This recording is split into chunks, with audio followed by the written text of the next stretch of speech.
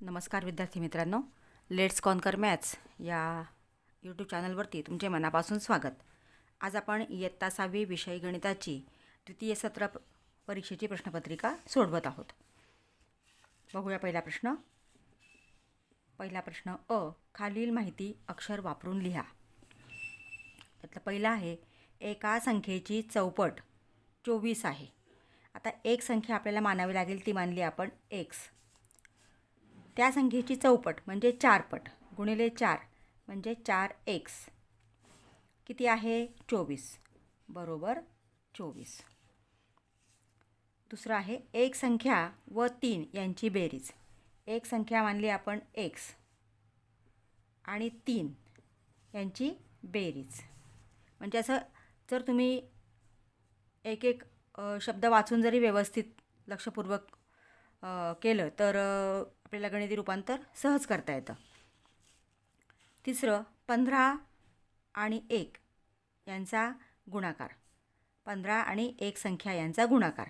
आता 15 आणि 1 संख्या म्हणजे आपण घेतली x यांचा गुणाकार म्हणजे गुणिले, या ठिकाणी चिन्ह द्यावं लागेल, 15 गुणिले x बरोबर. आता हे असं लिहिलं तरी चालतं किंवा 15x अशी लिहिण्याची पद्धत आहे. पुढचं ब भाग घेऊया. खालील आकृत्यांचे निरीक्षण करा. कोनांवरून त्रिकोणाचा प्रकार लिहा. PQR, इथं हे काटकोनाचं चिन्ह दिलेलं आहे, म्हणजे PQR हा काटकोन आहे, काटकोन त्रिकोण आहे. आता PQR हा त्रिकोण दिला आहे, त्याचा एक कोन काटकोन आहे, म्हणजे हा काटकोन त्रिकोण आहे. आता इथं XYZ, Y कोणाचं माप हे 125 अंश आहे, म्हणजे 90 अंशापेक्षा जास्त आहे. मग 90 अंशापेक्षा जास्त माप असलेल्या कोणाला विशाल कोन म्हणतात, म्हणजे हा विशाल कोन त्रिकोण आहे. विशाल कोन त्रिकोण. पुढचं तिसरं, LMN, यात Lचं माप 70 अंश आहे, एमचं 48 अंश आणि एनचं 62 अंश, म्हणजे तीनही कोणांची मापं ही 90 अंशापेक्षा लहान आहेत किंवा 90 अंशापेक्षा कमी आहेत. पण 90 अंशापेक्षा कमी माप किंवा लहान माप असणाऱ्या कोणाला लघुकोन म्हणतात, म्हणजे या त्रिकोणाचा प्रत्येक कोन हा लघुकोन आहे, म्हणून हा लघुकोन त्रिकोण आहे.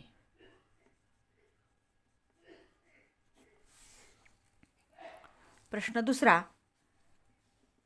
सोडवा, बेरीज करा. आता इथं या संख्या ज्या आहेत, या संख्येतील जे अंक आहेत एकाखाली एक लिहिलेले नाही, एकाखाली एकक दशक दशक. इथं आपण बाजूला इथं लिहून घेतलं तरी चालेल. इथे अधिक आहे विद्यार्थी मित्रांनो, वजा नाही आहे. 6701, 0 अधिक 1 1, 1 अधिक 0 1, 3 आणि 7 10, हातचा 1, तुम्ही एक हातचा वर दिला तरी चालतो. 6 आणि 4 10 आणि 1 11, 11,011. दुसरं गणित आहे, वजाबाकी करा.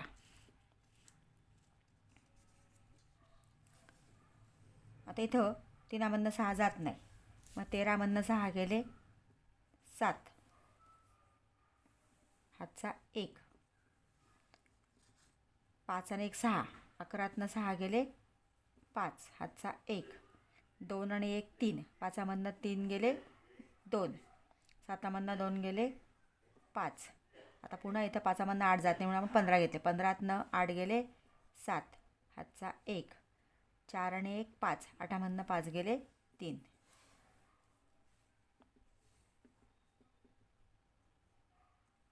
$3,75,257. आता पुढचं तिसरं गणित आहे, गुणाकार करा. आता प्रथम आपल्याला एकाने गुणावं लागेल. एकाने एकाला गुणलं 1, एकाने कोणत्याही संख्येला गुणलं तर गुणाकार एकच येतो, म्हणून 8 1 8, 7 1 7. शून्याने एकाला गुणलं म्हणजे शून्याने कोणत्याही संख्येला गुणलं तर गुणाकार 0 येतो, म्हणून इथं 0 पुन्हा 8 1 8, म्हणजे 0 सोडून तुम्ही कोणत्याही संख्येला एकाने गुणलं तर गुणाकार तीच संख्या येते. आता आपल्या एका अंकाने गुणून झालं आहे म्हणून 0. इथं तुम्ही शून्याने गुणलं तर प्रत्येक कोणत्याही संख्येला शून्याने गुणलं तर गुणाकार शून्यच येतो. इथं फक्त 0 0 0 0 येणार आहे. मग असं केलं तरी चालेल, किंवा तुम्ही डायरेक्ट इथं 2 0 देऊन 4ने गुणलं तरी चालतं आहे. आता आपण एकाने गुणलं आहे म्हणून, एका अंकाने गुणलं म्हणून 0 दिला. 0ने एकाला गुणलं 0, 8ला गुणलं 0, 7ला गुणलं 0, 0ला गुणलं 0, 8ला गुणलं 0. इथे शून्यच येतात, म्हणजे ही स्टेप नाही केली तरी चालते. आता इथे 2 अंकाने आपण गुणलं आहे, मग इथं आपण 2 0 दिले. आता आपल्याला 4ने गुणायचं आहे. 4 1 4, 4 8 32, हातच्या 3 आले. 4 7 28 आणि 3 31, 1 1, हातचा 3 आले. 4 0 0 अधिक 3 3 आणि 8 चौक 32. इथं आपण बेरीज करतो.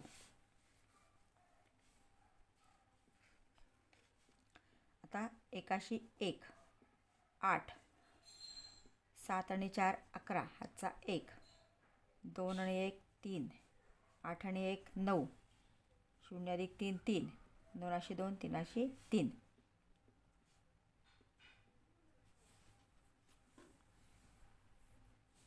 $3,23,93,181 गुणाकार आला आहे.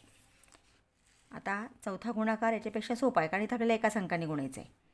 8 1 8, 8 2 16, हातचा 1, 8 त्रिक 24 आणि 1 25, हातचे 2, 8 चौक 32 आणि 2 34, 34,568. पाचवं गणित, भागाकार करा. आता आपल्याला 45ने भागायचे 98,421. म्हणजे पहिल्यांदा आपल्याला 9ला भाग जात नाही, म्हणून आपण 8 घेतला, 98ला भागावं लागेल. 45 दुणे 90,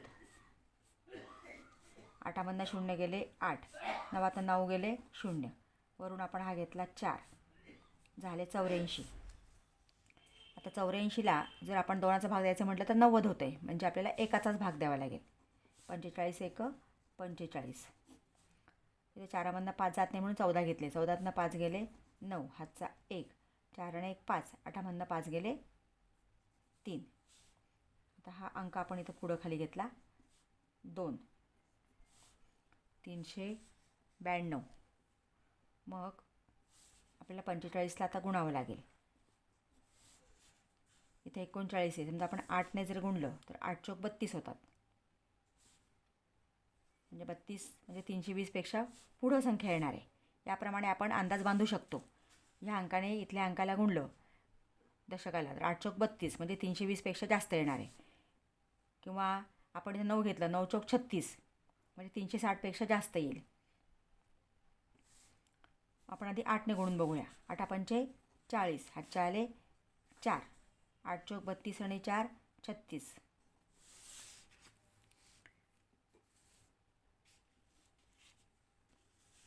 360 म्हणजे 8चा भाग जातोय.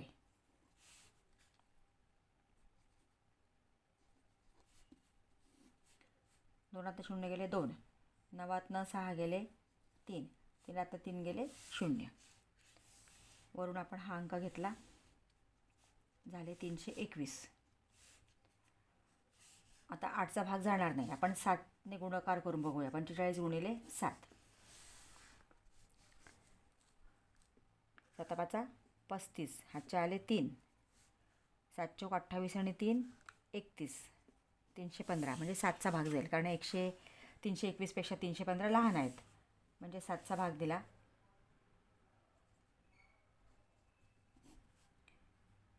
11तनं 5 गेले 6, कारण 1तनं 5 जात नाही, आपण 11 घेतले. 11तनं 5 गेले 6, हातचा 1, 2 गेले 0, 3 गेले 0, म्हणजे ते बाकी 6 उरलेली आहे. आता पुढचं गणित पण भागाकाराचंच आहे, पण ते छोटं आहे, याच्यापेक्षा सोपं आहे. 678 भागिले 8. आता 8चा वाडा आपल्याला 67 येईपर्यंत किंवा त्याच्यापेक्षा लहान संख्या येईपर्यंत घ्यावी लागेल. मग 8 8 64, 7मधनं 4 गेले 3, 6मधनं 6 गेले 0, वरून आपण हा घेतला 8, झाले 38. मग 8 पंचे 40 होतात, 8 चौक 32,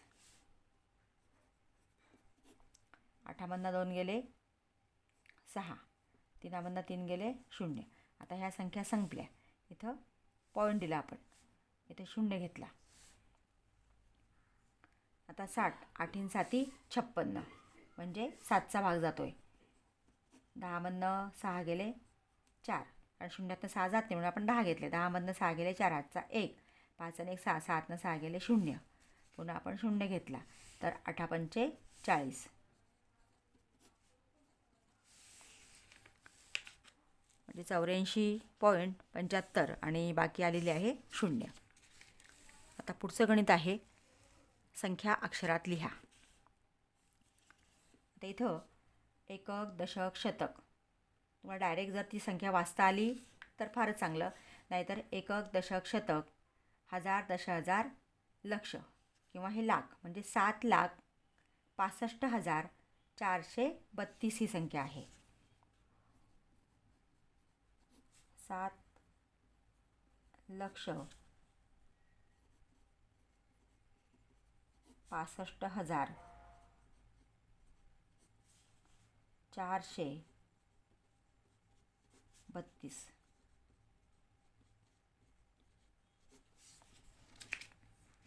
पुढचं 8वं गणित आहे बेरीज करा. आता इथं 1/8 आणि 3/4 यांची बेरीज करायची आहे. जर या म्हणजे हे विषमछेद अपूर्णांक आहेत किंवा भिन्नछेद अपूर्णांक आहेत, तर भिन्नछेद असतील तर आपल्याला छेद समान केल्याशिवाय अंशांची बेरीज करता येत नाही. मग छेद समान करण्यासाठी जर आपण इथं या छेदांचं निरीक्षण केलं, इथं 8 आहे, इथं 4 आहे, मग 4ला जर आपण 2ने गुणलं तर 8 होत आहेत. म्हणजे तिरकस गुणाकार केला तरी तुमचं उत्तर येतंच, परंतु जर आपण अजून जरा कमी स्टेपमध्ये सोप्या पद्धतीने करायचं म्हटलं तर थोडा इथं आपण विचार केला तर 4ला जर आपण 2ने गुणलं तर 8 होणार आहे. म्हणून आपण 1/8 अधिक 3/4, 4ला आपण 2ने गुणलं म्हणजे 8 होतील. छेदाला जर आपण गुणलं तर अंशाला सुद्धा गुणावं लागतं, म्हणून आपण 3ला 2ने गुणलं, 4ला 2ने गुणलं. 1/8 अधिक 3 दुणे 6 आणि 4 दुणे 8, छेद समान झाले. छेद एकदाच लिहायचा आणि अंशांची बेरीज करा. 1 अधिक 6 बरोबर 6 आणि 1 7/8, म्हणजे उत्तर आलेलं आहे 7/8. आता पुढचं गणित आहे बेरीज, वजाबाकी करा. आता इथं पण तसंच आहे बघा, 3/10 वजा 1/20. जर 10ला 2ने गुणलं तर 20 होत आहेत, म्हणजे इथं सुद्धा आपल्याला पहिल्या अपूर्णांकाला 2ने गुणावं लागेल. मग 3/10, 10ला 2ने गुणलं, छेदाला गुणलं तर अंशालाही गुणायचं, वजा 1/20. आता हा गुणाकार करूया. 3 दुणे 6 आणि 10 दुणे 20, वजा 1/20. आता छेद समान झाले, आपण एकदाच छेद लिहायचा आहे. 6 वजा 1, 6मधनं 1 गेले 5/20. त्याला भाग देता येत असेल तर भाग देऊ शकतो आपण, याला अतिसंक्षिप्त रूप म्हणतात. मग 5ला आणि 20ला 5ने भाग जातो आहे, म्हणून 5/5, 20/5. आता 5 आणि 5ला भाग दिला तर 5 5 आणि 5 20, म्हणजे 1/4 उत्तर आलेलं आहे. आता पुढचं गणित आहे 10वं. खालील आकृतीचे निरीक्षण करा व तिचे नाव लिहा. हे कोणती आकृती आहे? त्रिकोण. म्हणजे इथं फक्त आकृती ओळखायची आणि नाव लिहा, म्हणजे तिला आपल्याला इथं कुठं अक्षरं दिलेली नाहीत. आपल्या गणिताच्या याच्यानुसार ते नाव आपण लिहायचं नाही आहे, फक्त आकृती ओळखून ती आकृती कोणती आहे ते लिहायचं आहे. म्हणजे इथं ही त्रिकोणाची आकृती आहे म्हणून आपण इथं उत्तर लिहिलेलं आहे त्रिकोण. अशा पद्धतीने जे मूलभूत क्रिया आहेत त्याच्यावरती किंवा अंकात लिहा, अक्षरात लिहा, यानुसार आपल्याला त्या ठिकाणी पहिला प्रश्न असतो, म्हणून त्या पॅटलासुद्धा पहिला प्रश्न त्याप्रमाणेच असतो. तिसरा प्रश्न सोडवा. रामाजवळ 24 वह्या व 18 पुस्तके आहेत, तर वह्यांचे पुस्तकांशी गुणोत्तर काढा. आपल्याला वह्यांचे पुस्तकांशी गुणोत्तर काढायचे आहे, म्हणजे अंशस्थानी वह्या आणि छेदस्थानी पुस्तकं घ्यावे लागतील. मग वह्या किती आहेत? 24. म्हणून 24 अंशस्थानी घेतले, पुस्तके 18 म्हणून छेदस्थानी आपण 18 घेतले. 24/18. आता 24 आणि 18ला एकाच संख्येने आपल्याला भाग द्यायचा आहे. मग 6ने भाग जातो, 6च्या पाढ्यामध्ये येतात. तर 24/6 18/6 बरोबर. 6 चौक 24 आणि 6 त्रिक 18 म्हणजे 4/3 किंवा 4/3. पुढचं गणित. दसा दशे 10 दराने 6,000 रुपयांचे एका वर्षाचे व्याज किती होईल? आता इथं आपल्याला दसा दशे म्हणजे दर साल दर शेकडा 10 रुपये, म्हणजे प्रत्येक 100 रुपयाला प्रत्येक वर्षाला 10 रुपये व्याज आहे आणि 6,000 रुपयांचे व्याज आपल्याला काढायचं आहे. म्हणून आपण 6,000 रुपयांचे एका वर्षाचे व्याज ए मानू. 100 रुपयांचे एका वर्षाचे व्याज 10 रुपये आपल्याला दिलेलं आहे.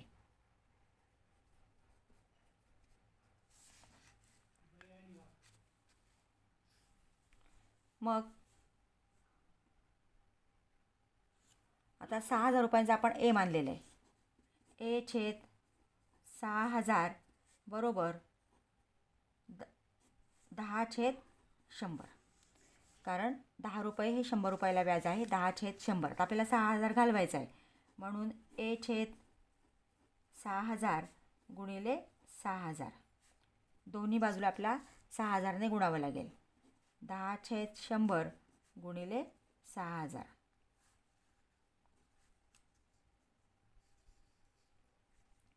तर आपण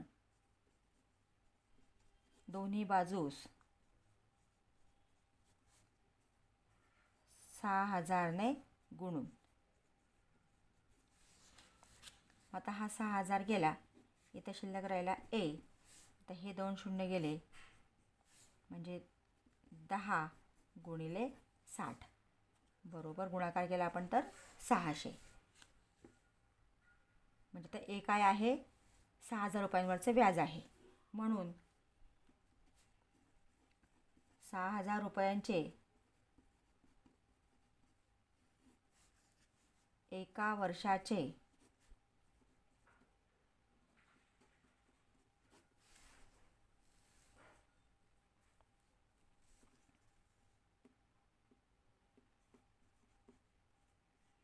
व्याज रुपये 600 होईल.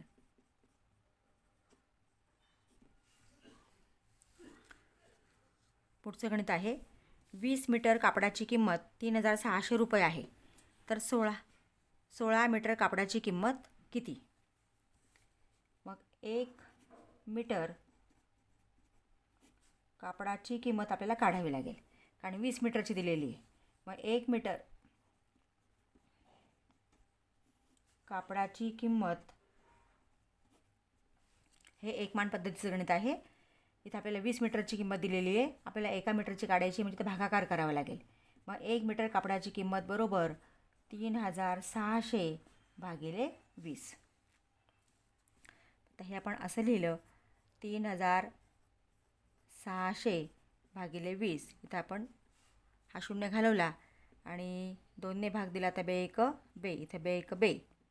3मधनं 2 गेले 1, घेतले 6, झाले 16. बे 8 16 शून्य. म्हणजे एका मीटर कापडाची किंमत किती आली? 180 रुपये. अशी आपल्याला 16 मीटर कापडाची किंमत विचारलेली आहे. म्हणून 16 मीटर कापडाची किंमत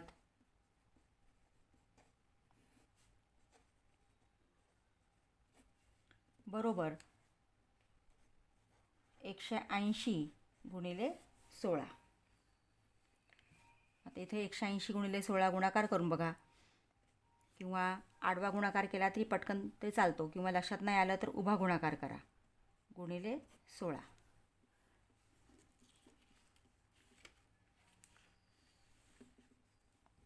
16 शून्य शून्य. तुम्हाला 16ने नाही गुणता आलं तर आपण नेहमीप्रमाणे एक अंकाने गुणा.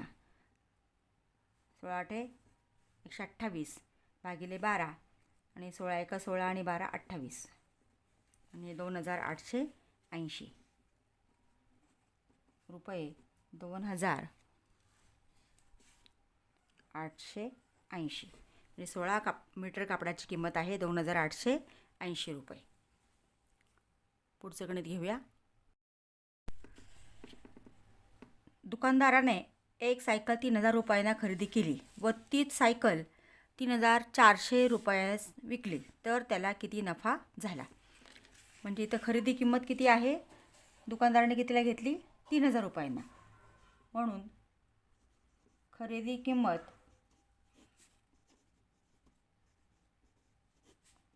बरोबर 3000 रुपये. विक्री किंमत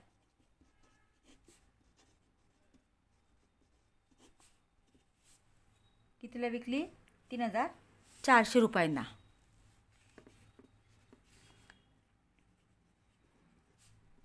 ₹3400. तर खरेदी किमतीपेक्षा विक्री किंमत जास्त आहे म्हणजे इथे नफा झालेला आहे. त्यांनी दिलेलेच नफा झाला आहे, परंतु आपण लक्षात ठेवायचं आहे की खरेदी किमतीपेक्षा विक्री किंमत जर जास्त असेल तर त्यावेळेस नफा होतो. म्हणून नफ्याचं सूत्र लिहा. नफा बरोबर विक्री किंमत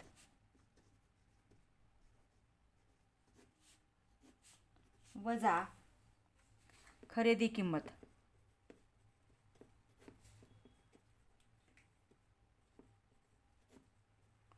विक्री किंमत वजा खरेदी किंमत. आता विक्री किंमत किती आहे, 3400 रुपये. म्हणून 3400 वजा खरेदी किंमत 3000. मग 3400मधून 3000 आपण वजा केले तर शिल्लक राहतात 400 रुपये. म्हणजे नफा किती झाला, 400 रुपये नफा झालेला आहे.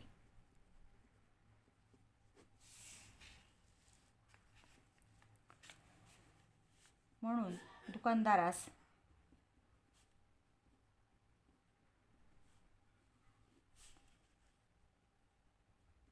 रुपये 400 नफा झाला.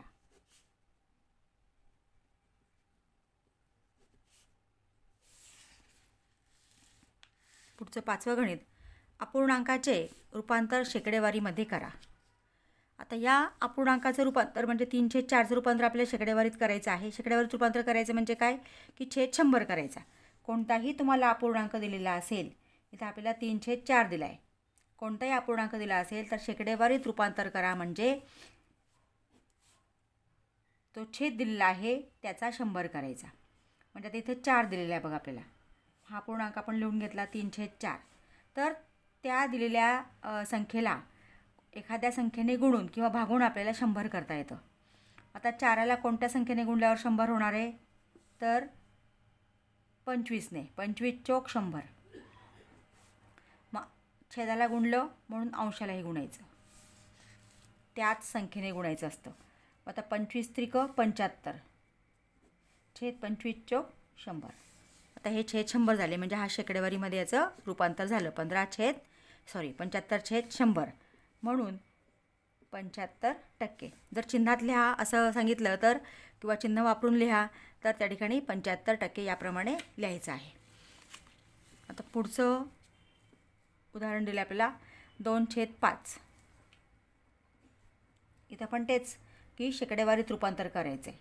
मग शेकडेवारीत रूपांतर करायचं म्हणजे छेद 100 करायचा. आता 100पेक्षा लहान संख्या असेल तर तिला आपल्याला गुणावं लागतं. कधीकधी 100पेक्षा मोठीसुद्धा संख्या येऊ शकते. तर 100पेक्षा मोठी संख्या असेल तर त्या संख्येला भागावं लागतं. आता इथं 5 आहे, मग 5ला कितीने गुणावं लागेल, 20ने. 20 100 होतात. आता छेदाला गुणलं म्हणून अंशालाही गुणा. बरोबर 20 दुणे 40 छेद 20 100 बरोबर 40%. या पद्धतीने अपूर्णांकाचं शेकडेवारीत रूपांतर आपल्याला करायचं आहे.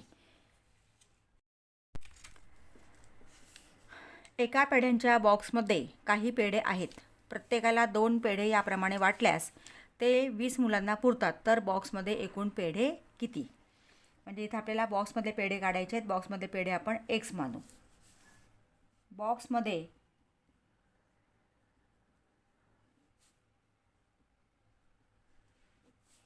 X पेढे आहेत असे मानू.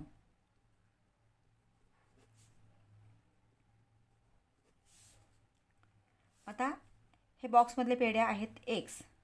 प्रत्येक मुलाला म्हणजे प्रत्येकाला 2 पेढे दिले तर भागिले 2 तर किती मुलांना पुरतात?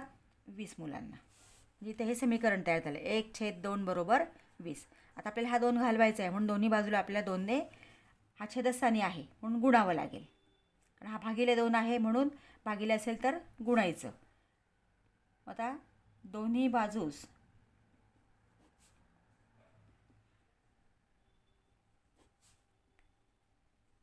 2ने गुणून मग 1/2 गुणिले 2 बरोबर 20 गुणिले 2. ही डावी बाजू ही उजवी बाजू दोन्ही बाजूने आपण 2ने गुणले. हा 2 गेला. इथं शिल्लक राहिला x आणि 20 दुणे 40. आपण x काय मानलं आहे? बॉक्समधले पेढे मानलेले आहेत म्हणून बॉक्समध्ये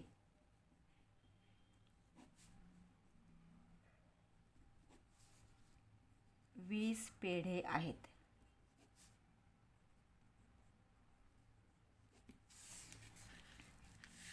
शाब्दिक उदाहरणांचा फक्त अर्थ तुम्हाला समजला की उदाहरण आपल्याला सहज सोडवता येतं. आता पुढचं चौथा प्रश्न घेऊया. खालील उदाहरणे सोडवा.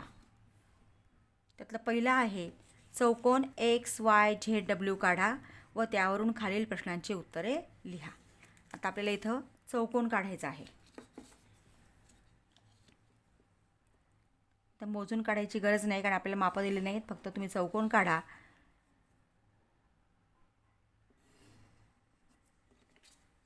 आणि त्याला नाव मात्र व्यवस्थित नियमानुसार दिलं गेलं पाहिजे.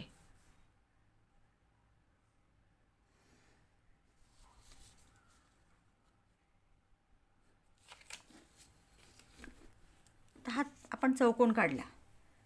त्याला नाव द्यायचं आहे XYZW. तुम्ही ज्या शिरोबिंदूपासून सुरुवात केली त्याच्या घड्याळाच्या काट्याच्या दिशेने किंवा घड्याळाच्या काट्याच्या विरुद्ध दिशेने तुम्ही नाव द्यायला सुरुवात करायची आहे. म्हणजे इथं आपण एक्स दिला तर x Y Z W. X Y हा तिसरा तर झेड डब्ल्यू. कारण हे फार याच्यामध्ये महत्त्वाचं आहे. जर तुम्ही इकडून सुरुवात केली तर एक्स वाय झेड डब्ल्यू याप्रमाणे येणार आहे. आता याच्यावरनं आपल्याला प्रश्न काय विचारला आहे बघा. पहिला आहे सम्मुख कोनांच्या जोड्या लिहा. सम्मुख कोन म्हणजे समोरासमोरील कोन. आता बघा इथं हा एक्स कोन आहे. एक्सच्या समोरचा कोन कोणता आहे? झेड म्हणून. आणि वायच्या समोरचा डब्ल्यू. सम्मुख म्हणजे समोरासमोरील. हे 2 कोन समोरासमोरचे आहेत झेड आणि डब्ल्यू. आणि पुढची जोडी आहे एक्स आणि झेड. आता कोन लिहायचं आहे म्हणून कोणाचं चिन्ह त्या ठिकाणी करायचं आहे. कोन एक्स व कोन झेड आणि दुसरी जोडी आहे कोन वाय व कोन डब्ल्यू. सम्मुख बाजूंच्या जोड्या लिहा. आता सम्मुख बाजू म्हणजे समोरासमोरील बाजू. मग एक्स वाय आणि डब्ल्यू झेड या समोरासमोरील बाजू आहेत. याच्यामध्ये कोणताही शिरोबिंदू सामायिक नसतो. आता इथं तुम्ही बाजू शब्द लिहायचा आहे. बाजू एक्स वाय व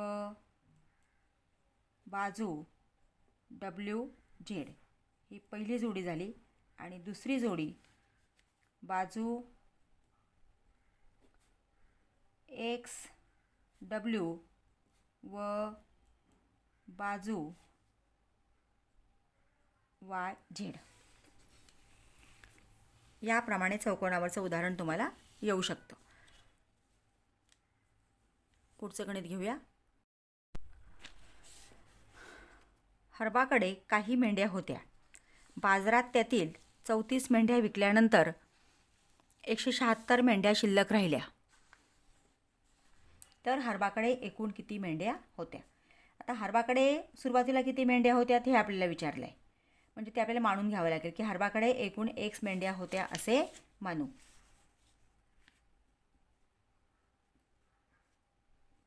हरबाकडे एकूण X मेंढ्या होत्या असे मानू. आता हरबाकडे X मेंढ्या होत्या, त्यातील 34 मेंढ्या त्याने बाजारात विकल्या. म्हणजे त्या एकूण मेंढ्यांमधल्या कमी झाल्या.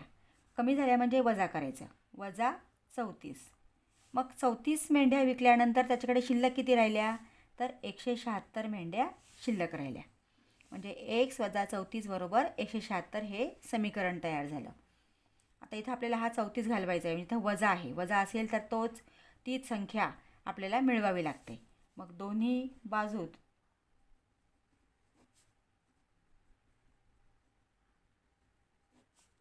चौतीस मिळवून मग X वजा 34 अधिक 34 बरोबर 176 अधिक 34.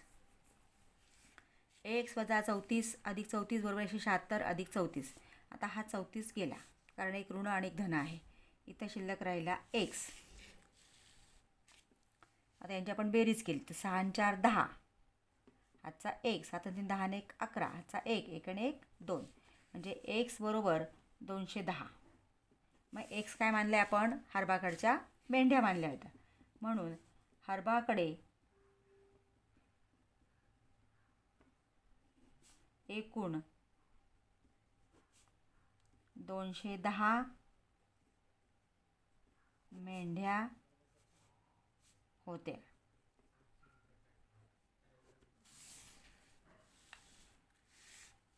पुढचं गणित. दहीहंडा गावातील शाळेत, इथं 5000 नाही 500 विद्यार्थी आहेत. त्यापैकी 350 विद्यार्थ्यांना पोहता येते. तर किती टक्के विद्यार्थ्यांना पोहता येते आणि किती टक्के विद्यार्थ्यांना पोहता येत नाही. आता किती टक्के विचारले म्हणजे 100पैकी आपल्याला विचारलं आहे. म्हणून 100पैकी विद्यार्थ्यांना जे पोहता येतं ते आपल्याला काढायचं आहे. म्हणून 100 विद्यार्थ्यांपैकी X विद्यार्थ्यांना पोहता येते असं आपल्याला मानायचं आहे.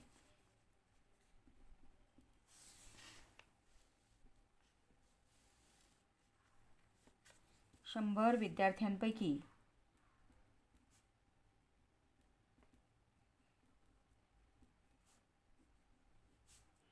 X विद्यार्थ्यांना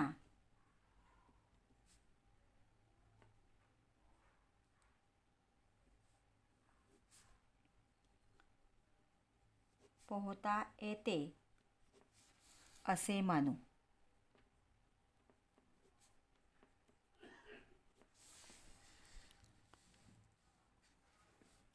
आता आपल्याला दिलेलं आहे 500 विद्यार्थ्यांचं. 500 विद्यार्थ्यांपैकी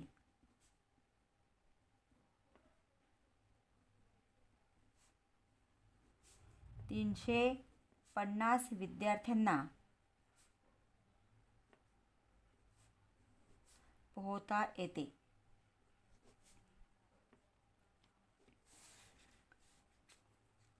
आपण X विद्यार्थी 100पैकी मानले, म्हणजे X/100. 100 विद्यार्थ्यांपैकी X विद्यार्थ्यांना पोहता येते.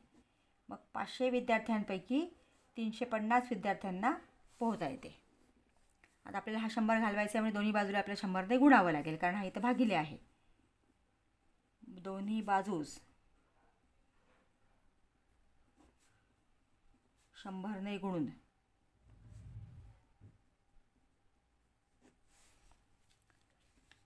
X/100 गुणिले 100 बरोबर 350/500 ही उजवी बाजू गुणिले 100. हा 100 गेला, हे 2 शून्य गेले, हे 2 शून्य गेले. म्हणजे आता काय शिल्लक राहिलं आहे बघा, इथं आपण लिहूया. डाव्या बाजूला राहिला X बरोबर 350/5. आता 350ला आपल्याला 5ने भाग द्यायचा आहे. 5 1 5, 5 7 35 आणि हा 0, म्हणजे एक्स बरोबर उत्तर आलेलं आहे 70. आता एक्स काय मानलं आहे आपण? 100पैकी, म्हणजे 70%. म्हणजे 70% विद्यार्थ्यांना पोहता येते.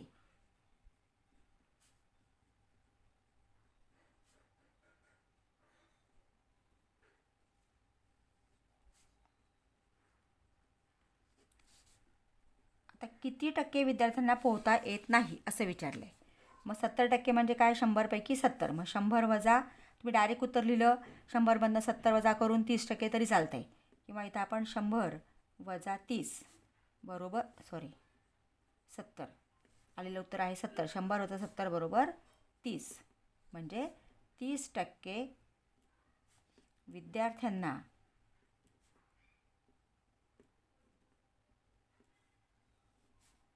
पोहता येत नाही.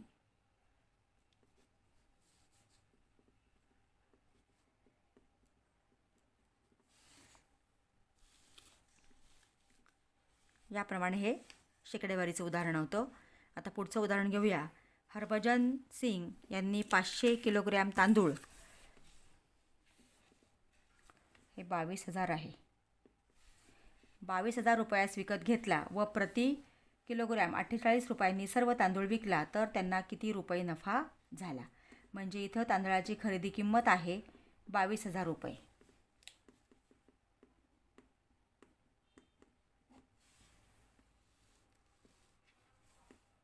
खरेदी किंमत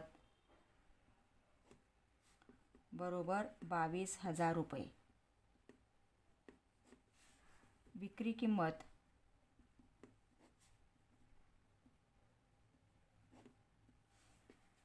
तर एकूण किलोग्रॅम तांदूळ आहे 500 आणि तो प्रति किलोग्रॅम म्हणजे प्रत्येक किलो त्यांनी 48 रुपयाने विकलेला आहे. म्हणून 500 गुणिले 48. इथे आपण हे 2 शून्य दिले आणि 5ने गुणलं तर 8 पंचे 40, 7 चाले 4, 4 पंचे 20 आणि 4 24, म्हणजे 24,000 रुपये.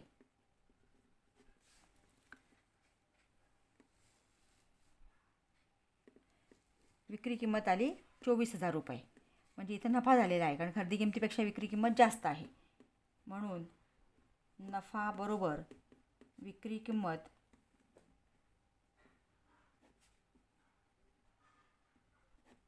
वजा खरेदी किंमत.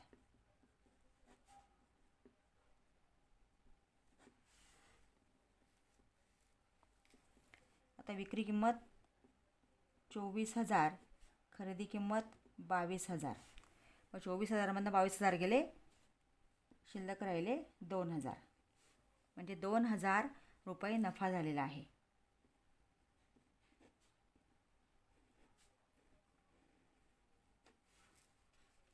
म्हणून हरभजन सिंग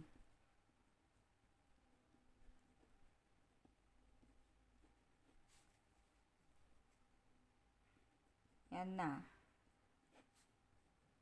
रुपये 2,000 नफा झाला.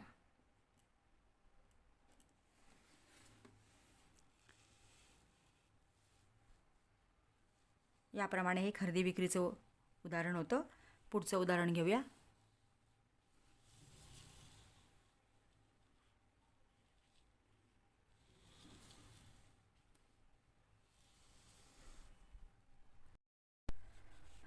पंधरा केळ्यांची फणे 45 रुपयांना मिळते, तर 8 केळ्यांची किंमत किती? म्हणजे 15 केळ्यांची किंमत इथं 45 रुपये आहे. आपल्याला एका केळ्याची किंमत काढावी लागेल. तर 1 केळाची किंमत बरोबर, आता हे पण एकमान पद्धतीचं गणित आहे, 45/15. कारण 15 केळ्यांची किंमत 45 रुपये आहे. म्हणून 45/15, 15 त्रिक 45 म्हणजे 3 रुपये. एका केळ्याची किंमत झाली 3 रुपये. तर आपल्याला 8 केळ्यांची किंमत विचारली, म्हणून 8 केळ्यांची किंमत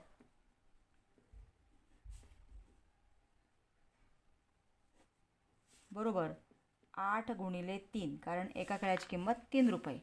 8 त्रिक 24 रुपये.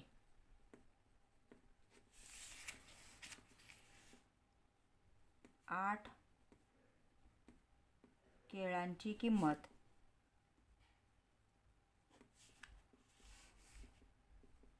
रुपये 24. पुढचं उदाहरण. रिकाम्या चौकटीत बहुभुजाकृतीच्या बाजूंची संख्या लिहा. इथे बहुभुजाकृतींची नावं दिलेली आहेत आणि बाजूंच्या संख्या लिहायची आपल्याला. आता चौकोनाला किती बाजू असतात? 4 बाजू असतात.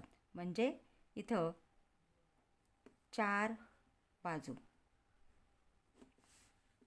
आणि कोण किती असतात? 4 कोण असतात. समजा तुम्हाला हाच प्रश्न कोणांचा पण विचारला जाऊ शकतो की बाजूंची संख्या लिहा आहे, तिथं तसं कोणांची संख्या लिहा. तर कोणसुद्धा 4 असतात. आता पंचकोन नावातच आपल्या लक्षात येतं, म्हणजे 5 कोण आणि बाजूसुद्धा 5, म्हणून इथं 5 बाजू. सप्तकोन, सप्त म्हणजे 7, म्हणजे 7 कोण आहेत, म्हणजे बाजूसुद्धा 7. याप्रमाणे नावांवरनं सुद्धा आपण लक्षात ठेवलं तर सहज आपल्याला या अशा प्रकारच्या प्रश्नांची उत्तरं लिहिता येतात. विद्यार्थी मित्रांनो, तुम्ही अजूनही चॅनलला नवीन असाल किंवा चॅनल सबस्क्राईब केलं नसेल तर प्लीज चॅनलला सबस्क्राईब करा. मी पुढच्या प्रश्नपत्रिका पूर्ण स्पष्टीकरणासह सोडवून लवकरच अपलोड करणार आहे. तर त्याचं नोटिफिकेशन मिळण्यासाठी तुम्हाला बेल आयकॉन प्रेस करावं लागेल. तर बेल आयकॉन प्रेस करा. व्हिडिओ आवडला असेल तर लाईक करा आणि आपल्या मित्रांनासुद्धा शेअर करा, जेणेकरून त्यांनाही प्रश्नपत्रिका सोडवून गणिताचा अगदी छानपैकी सराव करता येईल आणि चांगले गुण मिळवता येतील. थँक्यू.